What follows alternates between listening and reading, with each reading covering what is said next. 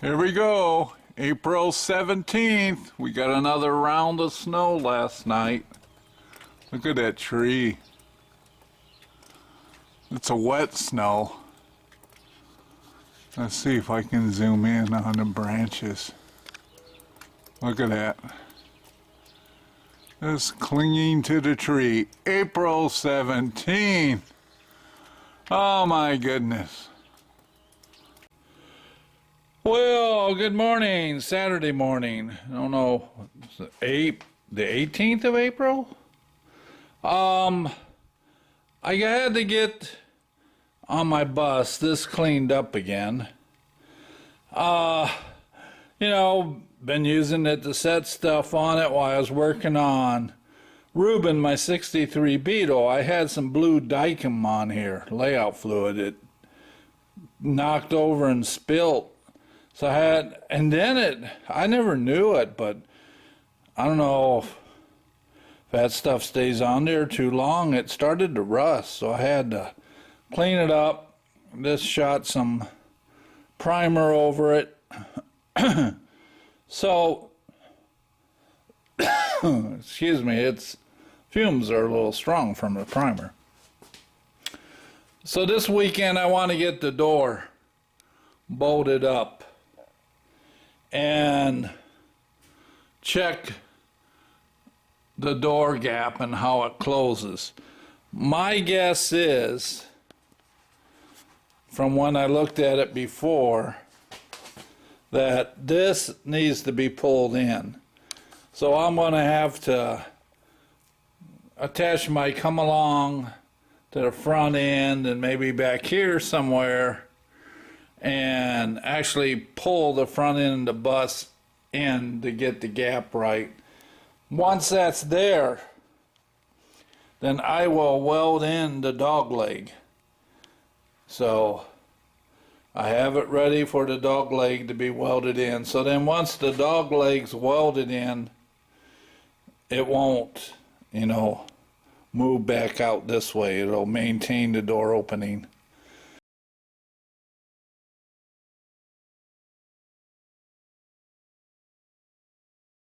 I couldn't get the cylinder tins to fit, so I gave up on the one set I had. There is just no way. They were too far out. I messed around, I bet, almost 2 hours, and it's like, this is just crazy. I should be able to just bolt them on. And then one of the issues is, yes, I got the empty complete cylinder heads.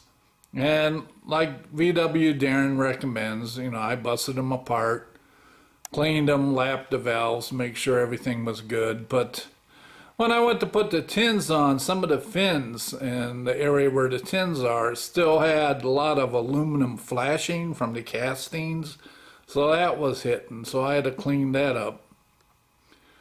And it's definitely not plug and play. I don't know what I was thinking. It makes you appreciate when you take a VW motor and you freshen it up, and what you put back in is all the original parts. It really makes you appreciate the interchangeability, the fit, the quality. I don't think I'm going to do this again. So let me show you what I have. I still have a long way to go, so it's a lot of mock-up, a lot of grinding, a lot of trimming. So let me show you, instead of sitting here complaining. But those of you who have bought aftermarket parts, you know what I'm talking about. All right, I'll bring you to the motor. All right, so here's the motor. Like I said, there's the CB Performance oil pump, CB Performance deep oil sump. It's a big one. Cylinder heads, yeah, CIP1. I mean, we go aftermarket after that. The cylinder tins, I think, I've been playing with these for many years, so I believe these tins were Brazilian. And so I even had to trim them to get them to fit. the doghouse. I wanted to go with the doghouse that didn't have, you know, the outlets for the heater. This bus will only be driven in nice weather, and I will not try to use the heater vent system. May change my mind later, but that's what I'm going with today. You know, again, vacuum advance, new distributor. Again, everything on here is new. The chrome alternator stand.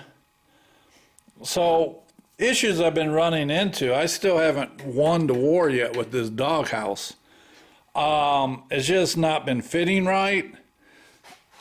The alternator wouldn't lay here. I kept having a lot of interference. I'm still doing that. So what I've done now, I've mocked it up.